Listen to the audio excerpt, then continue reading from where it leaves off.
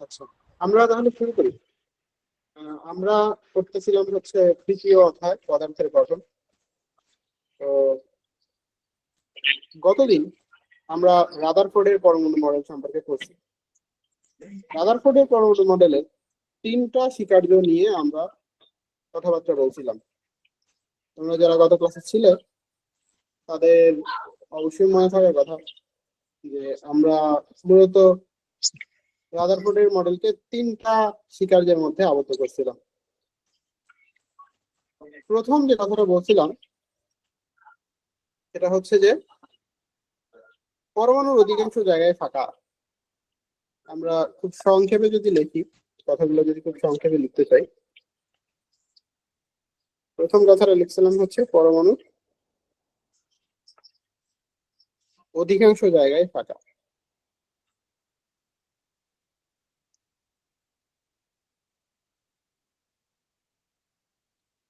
আচ্ছা, যারা নতুন আছো তাদের জন্য একটু ব্রিফলি আমি ব্যাকে কি পড়াইছি সেটা একটু বলে নিই। আমরা মূলত পরমাণুর গঠন সম্পর্কে জানতে চাই। তো প্রাচীন কাল থেকে বিজ্ঞানীরা বিভিন্ন সময়ে বিভিন্ন বিজ্ঞানী পরমাণুর গঠন সম্পর্কে নানান ধারণা দিয়ে আসছে। তাদের সেই সব ধারণা, সেই সব মতামত আমরা ধারাবাহিকভাবে আমরা গল্প আকারে জানার চেষ্টা করছি ফার্স্টে। দেন আমরা দুইটা এক্সপেরিমেন্ট দেখছি। একটা দেখছি থমসনের এক্সপেরিমেন্ট, যেটাকে আমরা ক্যাথোড রে পরীক্ষা নামে করছিলাম। এরপরে আমরা দেখছি হচ্ছে রাদারফোর্ডের এক্সপেরিমেন্ট, যেটাকে আমরা রাদারফোর্ডের স্বর্ণপাত বীক্ষণ পরীক্ষা নামে চিনছি। তো রাদারফোর্ডের সেই স্বর্ণপাত বীক্ষণ পরীক্ষার উপর ভিত্তি করে রাদারফোর্ডের বিখ্যাত পরমাণু মডেলটা রাদারফোর্ড দাঁড় করান, এবং সেখানে মোটামুটি তিনটা কথা তিনি বলেন। সেইটা প্রথম কথা যেটা বলছিলেন সেটা হচ্ছে যে পরমাণু অধিকাংশ জায়গায় ফাঁকা। পরের যে কথাটা তিনি বলেন সেটা হচ্ছে যে পরমাণুর কেন্দ্রে খুব অল্প জায়গায়, পরমাণুর কেন্দ্রে খুব অল্প জায়গায়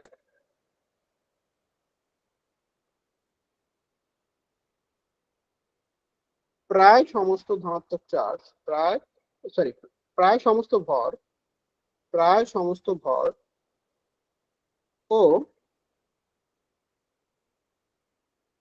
সমস্ত ধনাত্মক চার্জ কেন্দ্রীভূত থাকে, কেন্দ্রীভূত থাকে। একে একে নিউক্লিয়াস বলে।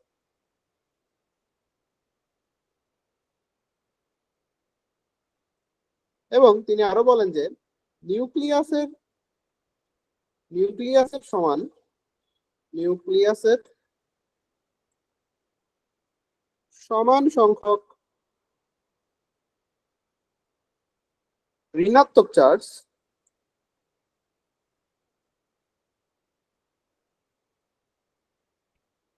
কেন্দ্রের বাইরে অবস্থান করে, কেন্দ্রের বাইরে অবস্থান করে। তো এটা দিয়ে তিনি কি বলতে চাইছেন? তিনি বলতে চাইছেন যে এই যে এটাকে আমরা বলতেছি নিউক্লিয়াস, তাই না? এটাকে আমরা বলতেছি নিউক্লিয়াস। এই নিউক্লিয়াসের মধ্যে আছে মূলত প্রায় সমস্ত ভর। পরমাণুর যত ভর তার প্রায় পুরোটাই কোথায় আছে? নিউক্লিয়াসে আছে। সবাই একটু কথাবার্তা বললে বেটার হয়। যারা আছো তারা একটু আওয়াজ দিও। পরমাণুর কেন্দ্রে খুব অল্প জায়গায় প্রায় সমস্ত ভর, অর্থাৎ পরমাণুর টোটাল ভরে প্রায় পুরোটাই এই খুব অল্প জায়গার মধ্যে আবদ্ধ। এটাকে আমরা বলতেছি নিউক্লিয়াস। আর নিউক্লিয়াসের সমান সংখ্যক মানে নিউক্লিয়াসে যতটুকু ধনাত্মক চার্জ আছে তার সমান সংখ্যক ঋণাত্মক চার্জ কেন্দ্রের বাইরে চারপাশে অবস্থান করে। এই ঋণাত্মক চার্জকে আমরা ইলেকট্রন হিসেবে চিনি। অবশ্যই পরমাণু একটা তড়িৎ নিরপেক্ষ কণা, তাই না? পরমাণুর ওভারঅল চার্জ কত? অবশ্যই পরমাণুর ওভারঅল চার্জ হইতে হবে শূন্য। শূন্য হইতে হইলে কেন্দ্রে যদি আমার ধনাত্মক চার্জ থাকে, তাহলে সেই ধনাত্মক চার্জের সমান সংখ্যক ঋণাত্মক চার্জ কিন্তু কেন্দ্রের বাইরে থাকতে হবে। কেন্দ্রে যদি একটা ধনাত্মক চার্জ থাকে, কেন্দ্রের বাইরে একটা ঋণাত্মক চার্জ থাকতে হবে। এখানে যেমন কেন্দ্রের বাইরে 2, 4, 6, 8টা ঋণাত্মক চার্জ আছে, সুতরাং কেন্দ্রেও 8টা ধনাত্মক চার্জই থাকতে হবে। এর থেকে বেশি বা কম থাকা চলবে না। বেশি বা কম থাকলে কি ঘটনা ঘটবে? এর থেকে বেশি বা কম থাকলে এই পরমাণু কিন্তু তড়িৎ নিরপেক্ষ বা বিদ্যুৎ নিরপেক্ষ হওয়া পসিবল হবে না। আচ্ছা, এখন এই কথা পর্যন্ত ঠিক ছিল। এরপরে আমাদের রাদারফোর্ড সাহেব আরো একটু এগিয়ে যা বলছেন যে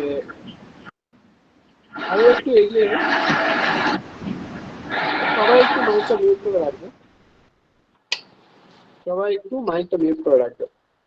আচ্ছা, রাদারফোর্ড সাহেব বলছেন যে ওকে, ঠিক আছে। তাহলে আমরা যেটা বলতেছিলাম যে রাদারফোর্ডের পরমাণু মডেল আমরা শিখে ফেলছি। আমি গতদিন কিন্তু তোমাদেরকে রাদারফোর্ডের মডেলের সীমাবদ্ধতাগুলো হোমওয়ার্ক দিয়ে দিয়েছিলাম। তো হোমওয়ার্ক গুলা কে কে করছো বলো তো? গতদিন যারা ক্লাসে ছিল তার মধ্যে কেউ কি হোমওয়ার্ক করেছো? আচ্ছা, মোস্ট প্রবাবলি বেশিরভাগই করো নাই। আহ, তো আমি এখন এক এক করে দেখি তোমার বইতে যে না, সীমাবদ্ধতাগুলো আছে। কি কথা শোনা যাচ্ছে না এখন? মাঝে মাঝে শোনা যাচ্ছে না। তোমার নেটওয়ার্কের প্রবলেম সম্ভবত। এখন তো শোনা যাওয়ার কথা। বাকিরা কি শুনতে পাচ্ছ? জি স্যার, এখন শোনা যাচ্ছে। ওকে, এখন ক্লিয়ারই শোনা যাওয়ার কথা। ঠিক আছে। আচ্ছা, আহ, যেটা বলতেছিলাম যে রাদারফোর্ডের মডেলের বেশ কিছু সীমাবদ্ধতা আছে। সেই সীমাবদ্ধতা গুলো তোমার বইতে সুন্দর করে লিস্ট করে দেওয়া আছে। কিন্তু ঝামেলা হলো মানে এগুলো সম্পর্কে তোমার যে বেসিক আইডিয়া থাকা দরকার সেই বেসিক আইডিয়া গুলা এখনো গ্রো করে নাই। কারণ 9-10-এ অনেক থিওরি তুমি এখনো পড়ো নাই। তো সীমাবদ্ধতা গুলো খুব ভালো যে বুঝতে পারবা এমন না, বাট এখন আপাতত মুখস্থ করতে হবে। বাট যতটুকু সম্ভব আমি এখানে ব্যাখ্যা করার ট্রাই করতেছি। দেখো, প্রথম যে কথাটা আমি এখানে লিখে রাখছি সেটা হলো কক্ষপথের আকার আকৃতি সম্পর্কে রাদারফোর্ড কোনো ধারণা দিতে পারেন নাই। মানে কি? মানে রাদারফোর্ড যদিও বলছে যে ইলেকট্রন সমূহ নিউক্লিয়াসকে এমনভাবে প্রদক্ষিণ করবে যেমন সৌরজগতের গ্রহসমূহ সূর্যকে প্রদক্ষিণ করে, কিন্তু কক্ষপথের আকার আকৃতি এটা বলতে আমরা বোঝাচ্ছি যে বুঝতে পারি না। কিছু বলবো?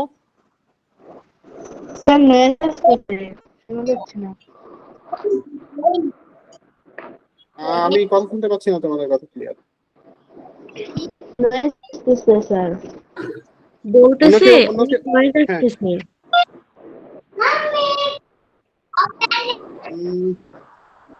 আমার স্ক্রিন কি ঠিকঠাক দেখা যাচ্ছে?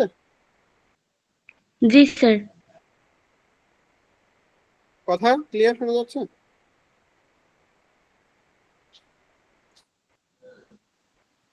জি স্যার, ক্লিয়ার শোনা যাচ্ছে।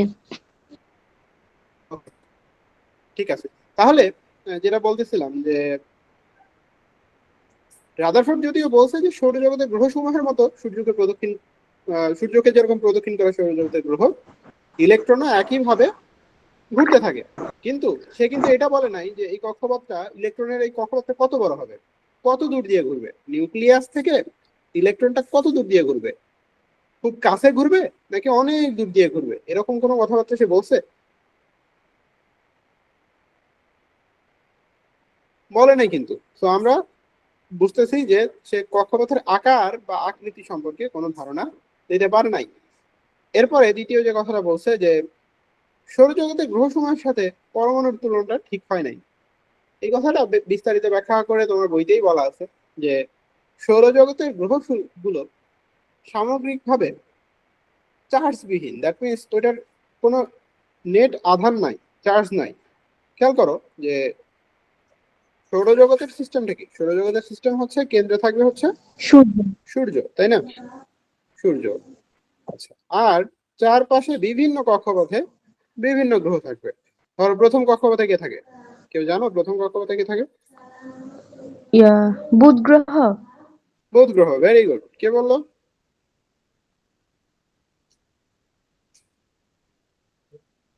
প্রথম কক্ষপথে থাকে হচ্ছে বুধ, দ্বিতীয় কক্ষপথে শুক্র, তৃতীয় কক্ষপথে পৃথিবী। পৃথিবী, তাই না? পৃথিবী মানে আমাদের গ্রহ, তাহলে এটা হচ্ছে পৃথিবী। সো এই যে গ্রহগুলো বিভিন্ন কক্ষপথে ঘুরতেছে, ঘোরার জন্য কিন্তু ওর কোনো চার্জ তৈরি হচ্ছে না। এখানে কিন্তু পৃথিবীর কোনো পজিটিভ চার্জ, নেট পজিটিভ কোনো চার্জ নেই বা নেগেটিভ কোনো চার্জ নেই। ওভারঅল চার্জ কত? পৃথিবীর ওভারঅল চার্জ কত? 0। শূন্য। সূর্যেরও ওভারঅল চার্জ শূন্য। তাহলে একটা চার্জিত বস্তু কণা, খেয়াল করো যে পরমাণুর সাথে এটার তুলনা দেওয়াটা ঠিক হবে না, কারণ পরমাণুর ভেতরে কেন্দ্রে আছে হচ্ছে পজিটিভ চার্জ। রাদারফোর্ড নিজেই বলছে যে কেন্দ্রে পজিটিভ চার্জ আছে, আর বাইরের বিভিন্ন যে ইলেকট্রন গুলো আছে বিভিন্ন কক্ষপথে আছে সেই ইলেকট্রন গুলো আবার নেগেটিভ চার্জের চার্জ। তাইলে এই পজিটিভ চার্জ আর নেগেটিভ চার্জের মধ্যে একটা বল কাজ করে, আকর্ষণ বল কাজ করে। সেই আকর্ষণ বলকে আমরা বলি হচ্ছে স্থির তড়িৎ আকর্ষণ বল, বা ইংরেজিতে বলে ইলেকট্রোস্ট্যাটিক ফোর্স। তো এটাকে আমরা এফ ই দিয়ে প্রকাশ করি, যে একটা ফোর্স আছে, অর্থাৎ একটা বল দিয়ে ইলেকট্রনকে কেন্দ্র টানতেছে। কিন্তু এইখানে সূর্য কি পৃথিবীকে এরকম কোন ইলেকট্রোস্ট্যাটিক ফোর্স দিয়ে টানতেছে? জি না। টানতেছে না। তাহলে এইখানে অবশ্যই এই দুইটা জিনিসের তুলনা করা যাবে না। এই দুইটা জিনিস সিমিলার সিস্টেম না। দ্যাটস ওয়াই এটা তুলনা করলে অনেক জিনিসপত্রের ভুল হইতে পারে। তো এই হচ্ছে দ্বিতীয় দুই নাম্বার যে স্বীকার্য সেটার মূল কথা। এরপরে বলছে যে একাধিক ইলেকট্রন থাকলে কিভাবে ঘুরবে তার ধারণা দেওয়া হয় নাই। খেয়াল করো যে এই যে পরমাণু, আমি পরমাণু আঁকছি, আছে আমি একটা ভিন্ন পৃষ্ঠা নেই তাহলে বোঝাতে সুবিধা হবে। দেখো এখানে, ধরো এখানে একটা নিউক্লিয়াস আছে, এর চারপাশে একটা নির্দিষ্ট কক্ষপথে একটা ইলেকট্রন এভাবে ঘুরতেছে। ওকে, এখন এই পরমাণুতে যদি একাধিক ইলেকট্রন থাকে, একের বেশি ইলেকট্রন থাকে, সেই ইলেকট্রনটা কই ঘুরবে?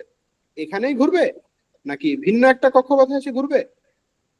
ভিন্ন একটা কক্ষপথ যদি হয় সেটা কত দূরে হবে, বা ভিন্ন কক্ষপথে গিয়ে সেটা থাকবে কিভাবে? এইসব কথাবার্তা কিন্তু রাদারফোর্ডের মডেলে কোনো আইডিয়া দেওয়া নাই। আবার চিন্তা করো যে ইলেকট্রন গুলা যেহেতু আলাদা আলাদা ভাবে থাকে, এই ইলেকট্রন আর ইলেকট্রনের মধ্যে কি বিকর্ষণ বল আছে না? জি স্যার। দুইটা ইলেকট্রনই নেগেটিভ চার্জ, এই একটা ইলেকট্রন নেগেটিভ চার্জ, এই একটা ইলেকট্রন, দুইটাই কি নেগেটিভ চার্জ। তো আমরা জানি কি যে নেগেটিভ চার্জ কি করে? বিকর্ষণ করে। বিকর্ষণ করে।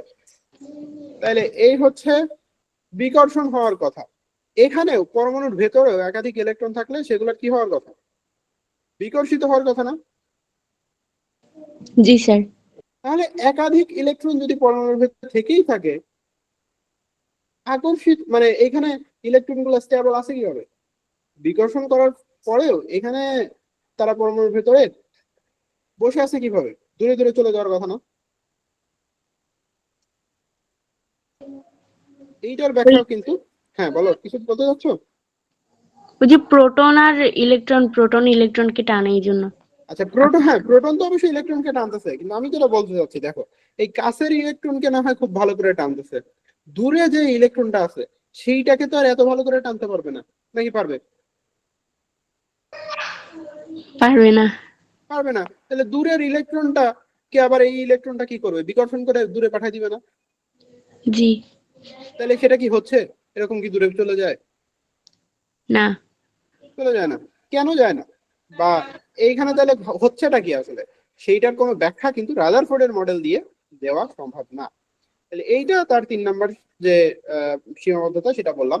এরপরে দুইটা সীমাবদ্ধতা বোঝানো আসলে তোমাদেরকে বোঝানো আসলে একটু কষ্ট হয়ে যাবে, কারণ 4 নাম্বারটার কথাই ধরো। 4 নাম্বারটা তোমার বইতে এভাবে বলা আছে। 4 নাম্বারটা আমি যেটা লিখছি যে ম্যাক্সওয়েলের দেওয়া চার্জিত বস্তু কণার ঘূর্ণনের তত্ত্বের সাথে মিল নাই। তোমার বইতে যেটা বলা আছে সেটা আমি একটু পড়ি। বইতে বলা আছে যে ম্যাক্সওয়েলের তত্ত্ব অনুসারে ইলেকট্রন নিউক্লিয়াসকে কেন্দ্র করে ঘূর্ণনের সময় ক্রমাগত শক্তি হারাতে থাকবে, ফলে ইলেকট্রনের ঘূর্ণন পথ ছোট হতে থাকবে এবং একসময় সেটি নিউক্লিয়াসে পতিত হবে, অর্থাৎ পরমাণুর অস্তিত্ব বিলুপ্ত হবে। সো প্রকৃতিতে সেটা ঘটে না, অর্থাৎ ম্যাক্সওয়েলের তত্ত্ব অনুসারে রাদারফোর্ডের মডেল সঠিক নয়। তো এই যে মানে অনেক জটিল কিছু কথাবার্তা বলে রাখছে, এই কথাবার্তার মানে কি এটা বোঝানো একটু কষ্ট হবে, কারণ হচ্ছে তোমাদেরকে কিন্তু এখনো ইলেকট্রিসিটি, চুম্বকত্ব এগুলা নিয়ে ভালো আইডিয়া দেওয়া হয় নাই। যারা ক্লাস 10-এ আছো তারা হয়তো কিছুটা আইডিয়া আছে ইলেকট্রিসিটি, স্থিরতড়িৎ, চলতড়িৎ নিয়ে, বাট 11-12-এ তোমরা এগুলা নিয়ে খুব ভালো করে পড়বা, তখন আসলে ভালো করে বুঝতে পারবা। এখন একটা থিওরির কথা শোনো। ম্যাক্সওয়েল সাহেবের জন্ম 1800 সালের দিকে। কত সালের দিকে? 1800 সালের দিকে। তো ম্যাক্সওয়েল সাহেব তড়িৎ নিয়ে অর্থাৎ বিদ্যুৎ নিয়ে গবেষণা করতে খুব পছন্দ করতেন। বিদ্যুৎ নিয়ে তার অনেক থিওরি আছে। দেখো, ইলেকট্রন, প্রোটন এগুলো আবিষ্কৃত হয়েছে কত সালে? 1913 সালে।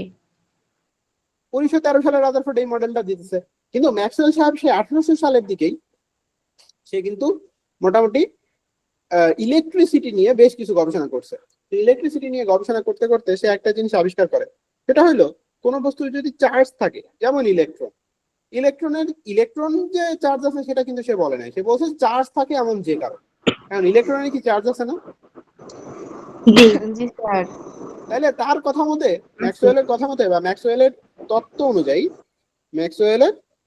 তত্ত্ব অনুযায়ী থিওরি অনুযায়ী যে কোনো চার্জিত বস্তু কণা, সেটা ইলেকট্রন হোক, সেটা প্রোটন হোক, যাই হোক না কেন, সেটাকে যদি তুমি এরকম বৃত্তাকার পথে ঘোরাও, কি পথে? বৃত্তাকার পথে ঘোরাও, তাহলে সেইটা ঘুরতে ঘুরতে কি করবে, সেটা তার সার্কেলটা ছোট করতে থাকবে এবং শক্তি বিকিরণ করতে থাকবে। অর্থাৎ খেয়াল করো যে এটার ঘোরার জন্য একটা শক্তির দরকার আছে না? জি। তো সে কি করবে, শক্তিটা ধীরে ধীরে ছেড়ে দিতে থাকবে। শক্তি ছেড়ে দিলে কি ঘটনা ঘটবে, এইটার সার্কেলটা ছোট হয়ে আসবে, ছোট হইতে হইতে হইতে হইতে হইতে হইতে একদম ছোট হয়ে কেন্দ্রে চলে যাবে। ঠিক আছে,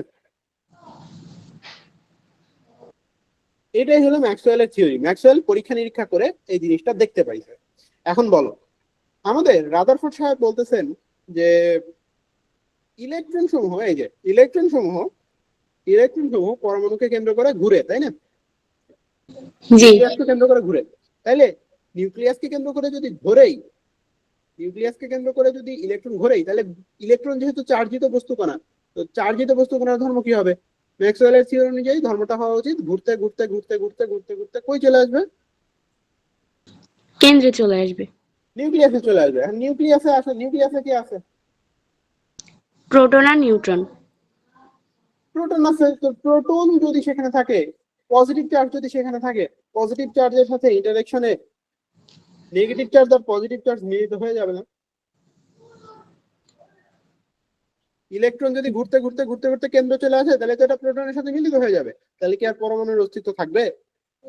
জি না, থাকবে না। দ্যাটস ওয়াই এই যে ম্যাক্সওয়েলের দেওয়া তত্ত্বের সাথে মিল নাই, এটা একটা সীমাবদ্ধতা।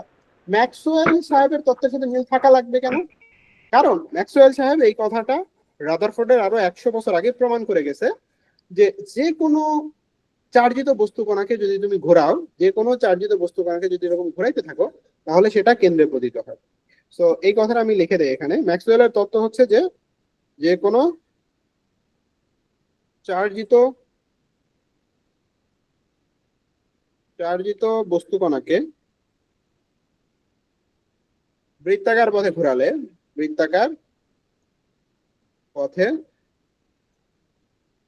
ঘোরালে সেটি শক্তি বিকিরণ করে ধীরে ধীরে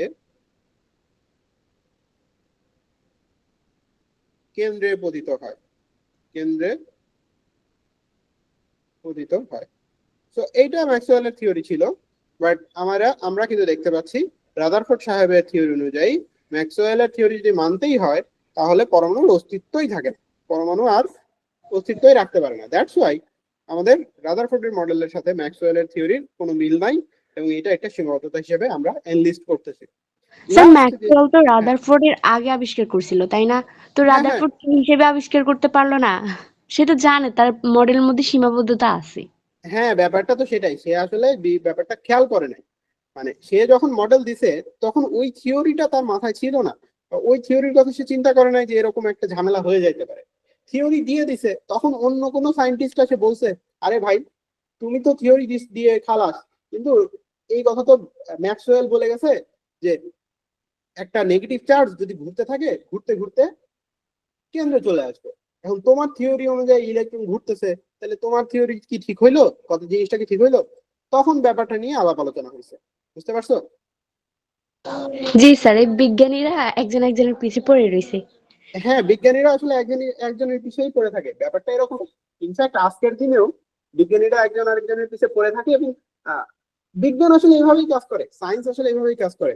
কিভাবে কাজ করে খেয়াল করো, স্যার যে ধরো, হ্যাঁ কি বলতে যাচ্ছ? স্যার ফিজিক্স স্যার ক্লাস হয় না কেন স্যার? হ্যাঁ, ফিজিক্সের ক্লাস হয়তো আজকে, কেমিস্ট্রি ক্লাসের শিডিউল, ফিজিক্সের ক্লাসের শিডিউল তো আজকে না। স্যার রুটিনটা স্যার মিল নাই স্যার, রুটিন পাইছি রুটিন না কি স্যার। তোমাদেরকে রুটিন কি তোমাদেরকে দিয়ে দেওয়া হয়েছে না? জি না স্যার। দেওয়া হয় নাই না? আচ্ছা, জি আমি অথরিটিকে বলবো রুটিনটা দিয়ে দেওয়ার জন্য। বাট তুমি যদি ফিজিক্সের ক্লাসের কথা বলো, সেক্ষেত্রে তোমাকে মোস্ট প্রবাবলি জয়েন দিতে হবে। ক্লাস 9-10 এর ফিজিক্স হয় হচ্ছে বৃহস্পতিবার, অর্থাৎ আগামীকালকে 7:15-তে। আগামীকাল 7:15-তে ফিজিক্সের ক্লাস হবে, সেখানে তুমি জয়েন করতে পারো, ঠিক আছে? জি স্যার। ওকে, আমরা কয়টায় যে স্যার? 7:15-তে। আচ্ছা, আমরা যেটা বলতেছিলাম সেটা হচ্ছে যে রাদারফোর্ডের মডেলের সীমাবদ্ধতা। লাস্ট যে সীমাবদ্ধতা আছে সেটা হচ্ছে পরমাণু থেকে, দেখো পরমাণু থেকে বিচ্ছুরিত বর্ণালীর কোনো ব্যাখ্যা নেই। এই কথাটা একটু ভালো করে বোঝার ট্রাই করো, যদিও এইটা এখনই তোমাদেরকে বোঝানো একটু কষ্ট হয়ে যাবে।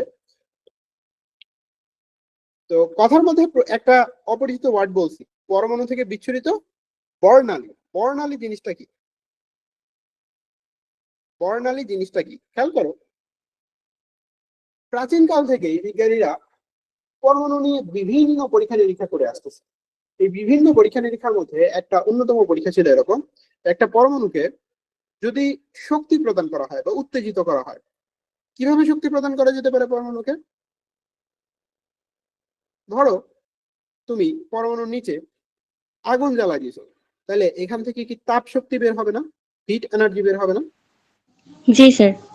এই তাপ শক্তি এই পরমাণু শোষণ করবে। কি করবে? শোষণ করবে। তাপ শক্তি পরমাণু শোষণ করে, নিয়ে নেয় নিজের মধ্যে। মানে ব্যাপারটা হচ্ছে যে কোনো জিনিসকে যখন তাপ দাও তখন কি সে গরম হয়ে যায় না? জি স্যার। এইটাই শোষণ করা, এটাই তাপ শোষণ করা। এখন তাপ শোষণ করার পরবর্তীতে যদি তুমি এই মোমবাতিটাকে সরায় দাও, মোমবাতিটাকে সরাই দিলে এই জিনিসটা কি হবে? এই পরমাণুটা কি হবে? আবার ঠান্ডা হবে না? এই পরমাণুটা কি আবার ঠান্ডা হবে না যদি মোমবাতিটা এখন সরাই দাও তাপ শক্তি শোষণ করার পরে? জি স্যার। ঠান্ডা হওয়া মানে তাপ শক্তি বর্জন করা। ওকে, তাপ শক্তি বর্জন করা। তো সায়েন্টিস্টরা বিভিন্ন পরমাণুর জন্য পরীক্ষা করে দেখছে যে পরমাণু তাপ শক্তি তো শোষণ করে, ঠিক আছে, কিন্তু যখন বর্জন করে তখন সে সেটাকে তাপ শক্তি হিসেবে আর বর্জন করে না, সে সেটাকে আলোক শক্তি হিসেবে বর্জন করে। কি শক্তি হিসেবে?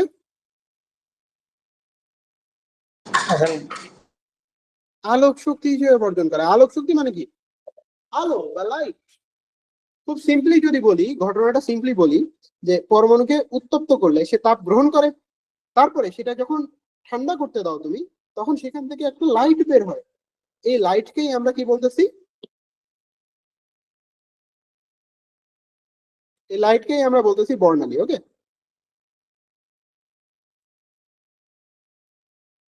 লাইটকে কি বলতেছি? লাইটকে বলতেছি বর্ণালী। বর্ণালী। সো এই যে বর্ণালী কেন তৈরি হয়, এই বর্ণালী কেন তৈরি হয় এবং কিভাবে তৈরি হয় সেটার কোনো ব্যাখ্যা কি রাদারফোর্ডের মডেলে পেয়েছো? জি না।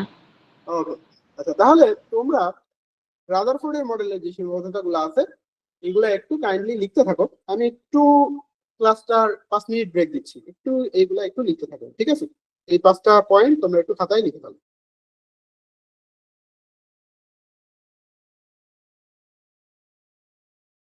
এটা লিখেছো সবাই? 5টা সীমাবদ্ধতা দেখা হয়েছে? তো এই যে সীমাবদ্ধতাগুলো, এই সীমাবদ্ধতাগুলো আমরা কাটায় উঠতে চাই। নয়ন হ্যান্ড রাইজ করছে। নয়ন কিছু বলতে চায়? জি না স্যার। ওকে, ঠিক আছে। আমরা এই যে স্যার সীমাবদ্ধতাগুলো, আপনি কি বলছিলেন আমি শুনতে পাই নাই। আচ্ছা কেউ একজন শুনতে পাইনি। আমরা সীমাবদ্ধতাগুলো লিখতে বলছিলাম। আই গেস তোমরা লিখে ফেলছো। এখন আমরা আমরা নেক্সট টপিকে যাব। দেখো এই যে সীমাবদ্ধতাগুলো, এগুলোকে ওভারকাম করার জন্য, এগুলা কাটায় ওঠার জন্য বিজ্ঞানী বোর 1913 সালে একটা মডেল দেন। তো মজার একটা গল্প বলি। গল্পটা হচ্ছে বোর কিন্তু মূলত রাদারফোর্ডের স্টুডেন্ট ছিলেন। বোর রাদারফোর্ডের কি ছিলেন? ছাত্র ছিলেন। ওকে, তো রাদারফোর্ড যখন মডেলটা দেয় তখন কিন্তু বোরও মডেলটার কথা জানতে পারে। রাদারফোর্ডের মডেলে যেসব সীমাবদ্ধতা ছিল সেগুলো সম্পর্কে বিজ্ঞানী বোর অনেক চিন্তা ভাবনা করে। এরপরে সে ওস্তাদের উপর ওস্তাদি করে নিজে আর একটা মডেল দাঁড় করায়। রাদারফোর্ড মডেলটা কত সালে দিছিল কেউ বলতে পারবা? রাদারফোর্ডের মডেল কত সালে দেওয়া হয়েছে? 1900 কত সালে জন্য স্যার? 1911 সালে। 1817? জি না 1911 স্যার। সালে রাদারফোর্ডের মডেল দেওয়া হয় 1911 সালে। আর বোরের মডেল কত জি সালে? স্যার, জি স্যার। 13 সালে স্যার। বোরের মডেল কত সালে? 1913। 1913 সালে। 13।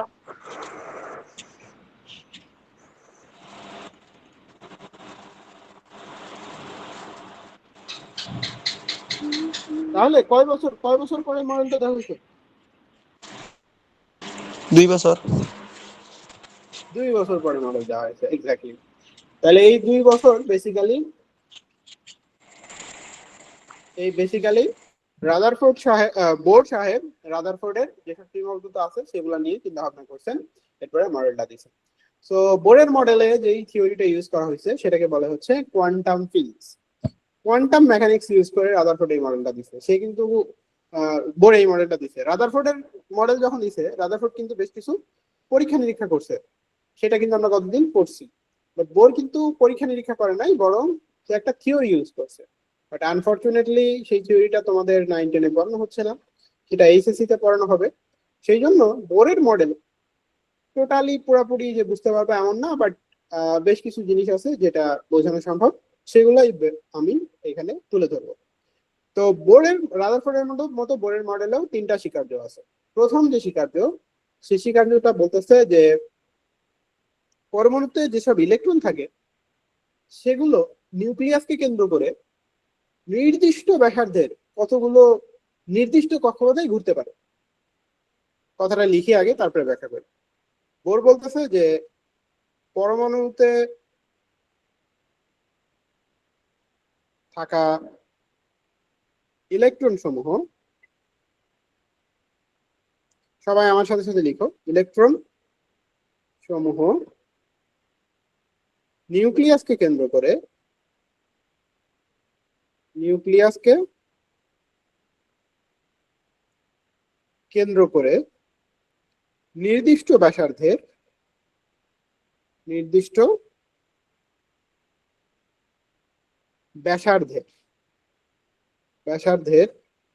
নির্দিষ্ট কিছু কক্ষপথেই শুধু ঘুরতে পারে। নির্দিষ্ট কিছু কক্ষপথেই শুধু ঘুরতে পারে। ওকে, এই কক্ষপথ সমূহকে, এই কক্ষপথ গুলোকে প্রধান শক্তি স্তর বা অরবিট বলে।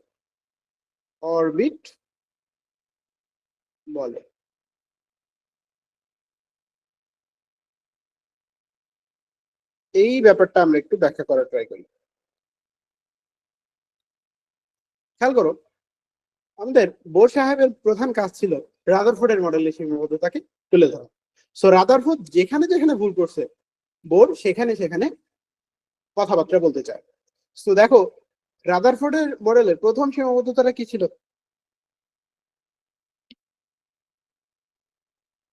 প্রথম সীমাবদ্ধতাটা কি ছিল? আকার আকৃতি সম্পর্কে ধারণা হইতে পারেন স্যার। কক্ষপথের আকার আকৃতি সম্পর্কে ধারণা হইতে পারেন। দিতে পারে না। বোর কিন্তু সেই কাজটাই প্রথমে করলো। বোর কিন্তু রাদারফোর্ডের মডেলের কথাগুলা নতুন করে তুলে আনে নাই। বোর কিন্তু বলে নাই যে পরমাণুর কেন্দ্রে কি আছে বা বাইরে কি আছে, সে ওই কথাগুলোকে মেনে নিছে, কারণ ওইগুলাতে কোনো সীমাবদ্ধতা নাই। খেয়াল করো, রাদারফোর্ডের মডেলের সীমাবদ্ধতাটাকে আরেকটু ডিপলি দেখাই তোমাদের। দেখো, রাদারফোর্ড প্রথম যে দুইটা কথা বলছে, পরমাণুর অধিকাংশ স্থান ফাঁকা আর পরমাণুর কেন্দ্রে খুব অল্প জায়গায় সমস্ত ভর ও সমস্ত ধনাত্মক চার্জ কেন্দ্রীভূত থাকে, যাকে নিউক্লিয়াস বলতেছি, এই দুই কথায় কি কোনো সীমাবদ্ধতা আছে? এই দুই কথার মধ্যে কিন্তু কোনো সীমাবদ্ধতা নাই। এই কথা এখনো কিন্তু আমরা সঠিক বলেই জানি। কিন্তু 3 নম্বর যে কথাটা বলছিল সেটা হচ্ছে যে ঋণাত্মক চার্জ বা ইলেকট্রন সমূহ নিউক্লিয়াসকে কেন্দ্র করে এমন ভাবে ঘোরে যেমন সৌরজগতের গ্রহসমূহ ঘোরে। এই কথার মধ্যে আমরা সকল সীমাবদ্ধতা খুঁজে পাইছি। দেখো, যে প্রথম সীমাবদ্ধতা সেটা কক্ষপথের আকার আকৃতি। কার কক্ষপথের আকার আকৃতি সম্পর্কে ধারণা দিতে পারে না?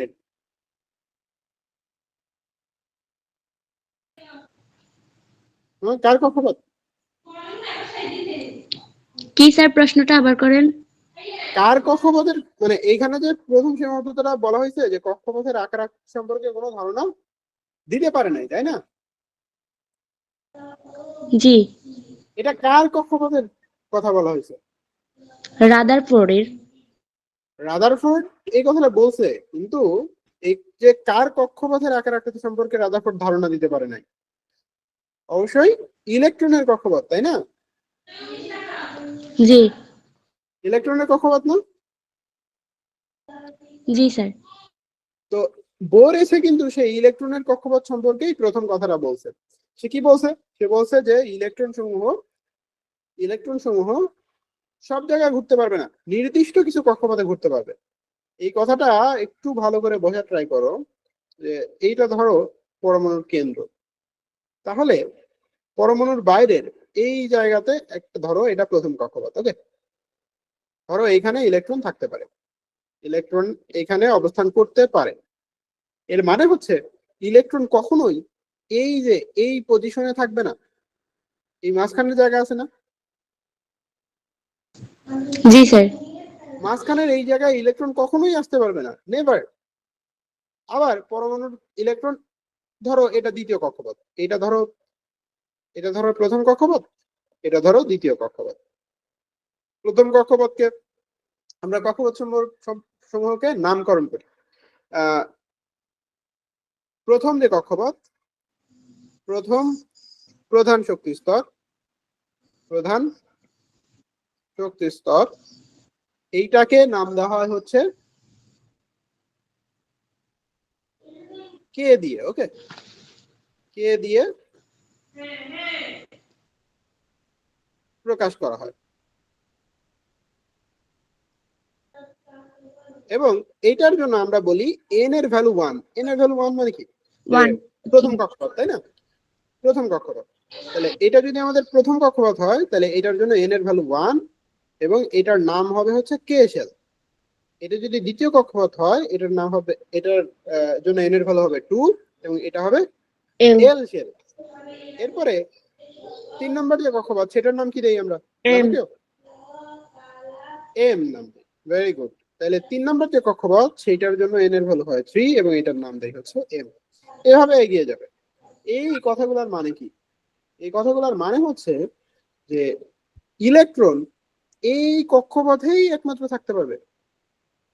যদি উপরে উঠতে হয় বা উপরে কোথাও থাকতে হয় তাহলে ডিরেক্ট এখানে থাকবে। মাঝখানের এই জায়গা আছে না, মাঝখানের এই জায়গায় কি ইলেকট্রন থাকতে পারবে? মাঝখানের এই জায়গাটুকুতে ইলেকট্রন থাকতে পারবে? জি না। এই জায়গাটুকু ইলেকট্রনের জন্য নিষিদ্ধ। এই কথাটা ভালো করে মাথায় ঢুকায় নাও যে মাঝখানে দুইটা কক্ষপথের মাঝখানের যে জায়গা সেখানে ইলেকট্রনের জন্য, সেই জায়গাটা ইলেকট্রনের জন্য নিষিদ্ধ। ওকে,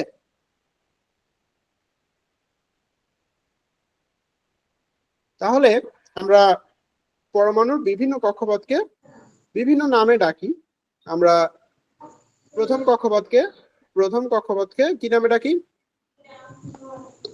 কে? প্রথম কক্ষপথ যেটার জন্য এন এর ভ্যালু হয় 1 সেটাকে ডাকি কে নামে। দ্বিতীয় কক্ষপথে এন এর ভ্যালু হচ্ছে 2, সেটাকে এল নামে ডাকি। তৃতীয় কক্ষপথকে ডাকি হচ্ছে এম। চতুর্থ কক্ষপথকে কি নামে ডাকি? এন নামে। ঠিক আছে, এই জিনিসগুলো আপাতত মাথায় রাখো। তো বোর সাহেব বলে গেছেন যে এরকম একাধিক কক্ষপথ আছে যেই কক্ষপথ গুলোতেই কেবল ইলেকট্রন থাকতে পারবে। সবচেয়ে ছোট যে কক্ষপথ সেটার আকার কি হবে? সবচেয়ে ছোট হবে, সেটা কেন্দ্রের কাছাকাছি থাকবে। এরপরে 2 নম্বর কক্ষপথটা আরেকটু বড় হবে, 3 নম্বরটা আরেকটু বড় হবে। বাট এই আকারটা নির্দিষ্ট, অর্থাৎ এই যে আর এর ভ্যালু, ব্যাসার্ধ আছে না, এটা কি বৃত্তাকার একটা পথ, তাহলে এই বৃত্তের একটা ব্যাসার্ধ আছে না, এই বৃত্তের ব্যাসার্ধ কখনো চেঞ্জ হয় না। অর্থাৎ ধরো তোমার কাছে 1000 হাইড্রোজেন পরমাণু আছে। ওকে, তো এই 1000 পরমাণুর প্রত্যেকটা হাইড্রোজেন পরমাণুরই ইলেকট্রনটা একটা নির্দিষ্ট জায়গায় থাকবে। ধরো এটা হচ্ছে কেন্দ্র, আর এই যে হাইড্রোজেন পরমাণুর কয়টা ইলেকট্রন থাকে? একটা। সেই ইলেকট্রনটা ধরো কেন্দ্র থেকে ধরো যে এতটুকু দূরে আছে। পাশে যে হাইড্রোজেনটা আছে, আমি বললাম তোমার কাছে অসংখ্য হাইড্রোজেন পরমাণু আছে, 1000 হাইড্রোজেন পরমাণু আছে। পাশের যে হাইড্রোজেন পরমাণু হবে তার ক্ষেত্রেও দূরত্ব কিন্তু সমান থাকবে। আগের মতোই হবে। হ্যাঁ, এক্স্যাক্টলি।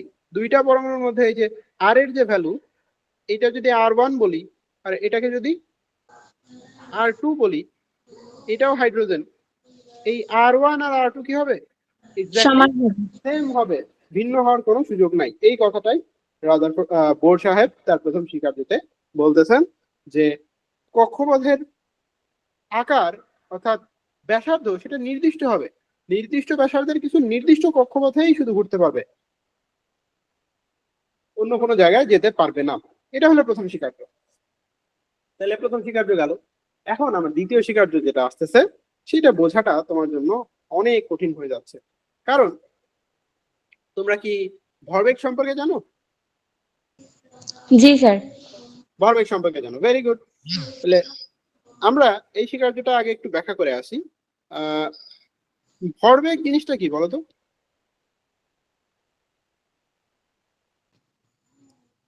ভর আর বেগের গুণফলকে ভরবেগ বলে। ভর আর বেগের গুণফল, তাহলে ভর গুণ দিবা কি বেগ, তাই না? এখন ভরবেগ যে রাশিটা, সেই রাশিটা হচ্ছে একটা সরল রৈখিক ভাবে চলমান বস্তুর জন্য প্রযোজ্য। অর্থাৎ সোজাসুজি এরকম চলে যাচ্ছে। এই বস্তুর একটা ভর আছে আর এর একটা বেগ আছে, সেইটার ভর আর বেগকে গুণ করলে তুমি কি পাবা? ভরবেগ ভরবেগ পাবো। পাবা। বাট বস্তুটা যদি এরকম বৃত্তাকার পথে ঘুরতো, তাহলে কি ঘটনা ঘটতো? তার ভরবেগ না, সেটাকে ভরবেগ বলা হতো না। এটার ভর আর বেগকে যদি তুমি গুণ করো তাহলে আসলে সেটা অ্যাপ্রোপ্রিয়েট হবে না। হ্যাঁ, এক্স্যাক্টলি, সেক্ষেত্রে আসবে হচ্ছে কৌণিক ভরবেগ। বৃত্তাকার পথে ঘূর্ণমান কোনো বস্তুকে আমরা বলি হচ্ছে এই বস্তুটা একটা তোমার কৌণিক বেগে আছে। বৃত্তাকার যে গতি সেটাকে কৌণিক গতি বলা হয়, ঠিক আছে? জি স্যার। তো কৌণিক গতির জন্য শুধুমাত্র ভরবেগ না, বরং বের করা হয় কৌণিক ভরবেগ। তো কৌণিক ভরবেগ কি জিনিস? কৌণিক ভরবেগ হচ্ছে এই যে বস্তুটা ঘুরতেছে তার ভর, তার বেগ, এবং সেই একই সাথে সে যেই ব্যাসার্ধ। বৃত্তাকার পথে ঘুরতেছে সেই বৃত্তাকার পথের ব্যাসার্ধ। তাহলে এর সাথে গুণ হয়ে যাবে আর। তাহলে এই যে কৌণিক ভরবেগ রাশিটা, এটার সাথে পরিচিত হইলা। এখন আমাকে বলো যে ইলেকট্রন কি সরলরৈখিক পথে ঘোরে নাকি বৃত্তাকার পথে ঘোরে? বৃত্তাকার পথে। বৃত্তাকার পথে ঘোরে। তাহলে বৃত্তাকার পথে ঘুরলে অবশ্যই তার কৌণিক ভরবেগ থাকবে, তাই না? জি স্যার। তো বোর পরমাণু মডেলে বোর দ্বিতীয় শিকার যে এই কথাটাই বলতেছে যে সে বলতেছে যে ইলেকট্রনের যে কৌণিক ভরবেগ বৃত্তাকার পথে ঘূর্ণায়মান ইলেকট্রনের কৌণিক ভরবেগ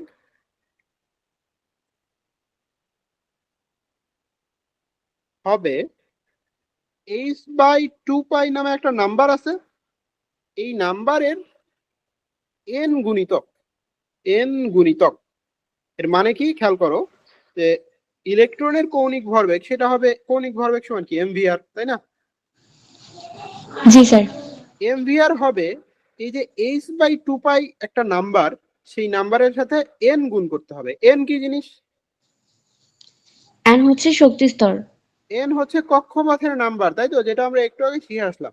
কক্ষপথের নাম্বার আমরা বললাম যে যদি প্রথম কক্ষপথ হয়, এই যে যদি প্রথম কক্ষপথ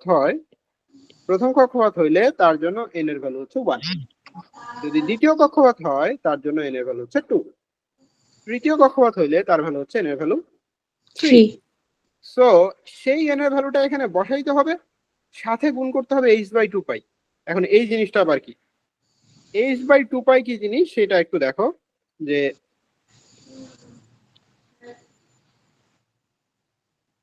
2π, এখানে পাই তো চিনো, তাই না? পাইকে জি। কিভাবে চিনো? পাই কি জিনিস? পাই হচ্ছে 3.1416। 3.1416। তার মানে এটা একটা নাম্বার। বেসিক্যালি এই নাম্বারকে বারবার লেখার থেকে এটাকে একটা সিম্বল দিয়ে আমরা প্রকাশ করি, আর কিছু না। এই জিনিসটাও একটা নাম্বার, এটাকে বলা হয় প্ল্যাঙ্কের ধ্রুবক। কি বলে? প্ল্যাঙ্কের ধ্রুবক। প্ল্যাঙ্কের ধ্রুবক। প্ল্যাঙ্কের ধ্রুবক, এবং এটার ভ্যালু হচ্ছে 6.63 6 into 10 ইন্টু 10 টু 34। দি পাওয়ার মাইনাস 34। 34, এবং একক হবে হচ্ছে জুল সেকেন্ড। এটার একক হচ্ছে জুল ইন্টু সেকেন্ড। আচ্ছা, তাহলে এটাও একটা নাম্বার, ধ্রুবক, ঠিক আছে? এটাও একটা ধ্রুবক। সো এই যে ধ্রুবকটা কি প্রকাশ করতেছে? এটা একটা নাম্বার প্রকাশ করতেছে। দেখো h/2π যদি করো তাহলে একটা ফিক্স নাম্বারই পাবা। h এর ভ্যালু বসাও, 2π এর ভ্যালু বসাও। দেখো h এর ভ্যালু হচ্ছে 6.63 into 10 to the power 6.626 exactly যদি বলি, এটার ভ্যালু যদি এক্স্যাক্ট ম্যাচ করতে চাও 6.623 626 into 10 to the power minus 34 divided by 2 into হচ্ছে পাই এর ভ্যালু যদি বসাও 3.1416। কত আসতেছে এটা ক্যালকুলেশন করে বলো। কি কেউ ক্যালকুলেশন করো না? 1.054 into 10 inverse 34। 10 ইনভার্স 34। তাহলে এই যে ভ্যালুটা আসতেছে এইটা একটা নাম্বার। এই নাম্বারের সাথে যদি তুমি এক গুণ দাও তাহলে তুমি প্রথম কক্ষপথের কৌণিক ভরবেগ পাবা। যদি 2 গুণ দাও তাহলে দ্বিতীয় কক্ষপথের কৌণিক ভরবেগ পাবা। এটা একটু দেখাই আমি। আমরা পৃষ্ঠা নিলাম। দেখো এই যে নাম্বারের সাথে তুমি কি করবা? প্রথম কক্ষপথের কৌণিক ভরবেগ ধরো বের করতে চাও, কৌণিক ভরবেগ বের করতে চাও, সেটা কত হবে? mv আর এটা কার জন্য বের করতেছো? n ইজ ইকুয়াল টু 1 এর জন্য। তাহলে এটা হবে হচ্ছে n h বাই 2 পাই যদি লিখি, এখানে n এর ভ্যালু বসাবে কত? 1। 1 আর h বাই 2 পাই এর ভ্যালু আমরা পেলাম, মাত্রই পেলাম 1.054 into 10 to the power minus 34, তাই না? জি স্যার। এখন খেয়াল করো যে এটা তাহলে হচ্ছে mvr ইজ ইকুয়াল টু 1 গুণ করলে তো নাম্বারটা ঠিকই থাকতেছে, 1.054 into 10 to the power minus 34। So এখানে আমার কিন্তু m এর ভ্যালু জানা আছে। m এর ভ্যালু কত কেউ বলতে পারবো আমাকে? 9.11 into 10 inverse 31. Very good, very good. ইলেকট্রনের ভর তাহলে তোমরা জানো। তাহলে এখানে m এর ভ্যালু বসায় এই v আর এটার ভ্যালু বের করে ফেলা যায় না? v ইনটু r এটার ভ্যালু বের করা যায়, কত আসে?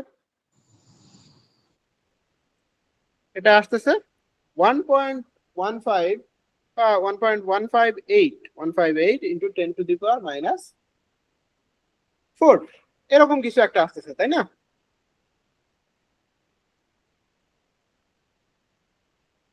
দ্যাট মিনস আমাদের যে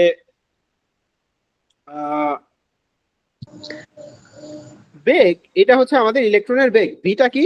এটা ভাগ দিছেন না? হ্যাঁ, ভাগ দিছি তো। মানে আমরা কি করছি এখানে, যদি আমি দেখাই যে vr ইজ ইকুয়াল টু লেখা যায় 1.054 into 10 to the power minus 34 divided by কত? m। m মানে কত? m মানে হচ্ছে 9.1 into 10 to the power minus 31। So এটা করলে এই জিনিসটা আসতেছে না? এক মিনিট করে দেখি। আচ্ছা, করে দেখো। আচ্ছা, আমাদের ক্লাসের সময় কিন্তু শেষের দিকে, সো আমরা এটা করেই আসলে ক্লাসটা শেষ করে দেবো। যদিও আজকে বোর পরমাণু মডেল পুরোটা দেখানোর ইচ্ছা ছিল, কিন্তু নেটওয়ার্ক জনিত সমস্যার কারণে আমরা আজকে পারলাম না। নেক্সট উইক ইনশাআল্লাহ কভার করে দেওয়া যাবে।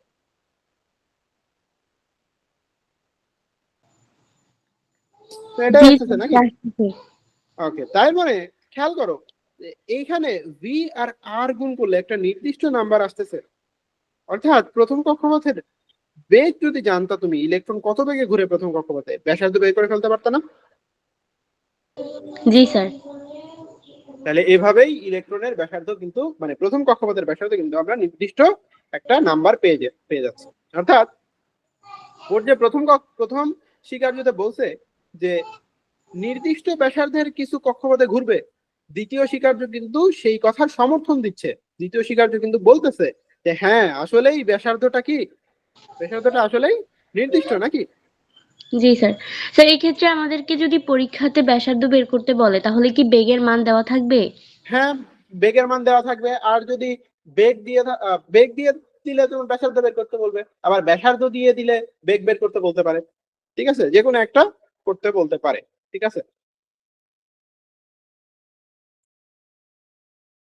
ঠিক আছে। তাহলে আজকে এ পর্যন্তই। আজকে আমরা অনেক ঝামেলার মধ্যে দিয়ে ক্লাসটা কন্ডাক্ট করলাম, সেই জন্য হয়তো পুরোটা কমপ্লিট করতে পারি নাই। আমাদের তৃতীয় স্বীকার্য নেক্সট দিন আমরা দেখাবো ইনশাআল্লাহ। ঠিক আছে, তাহলে তোমরা লিভ নিতে পারো। কারো কোনো প্রশ্ন আছে?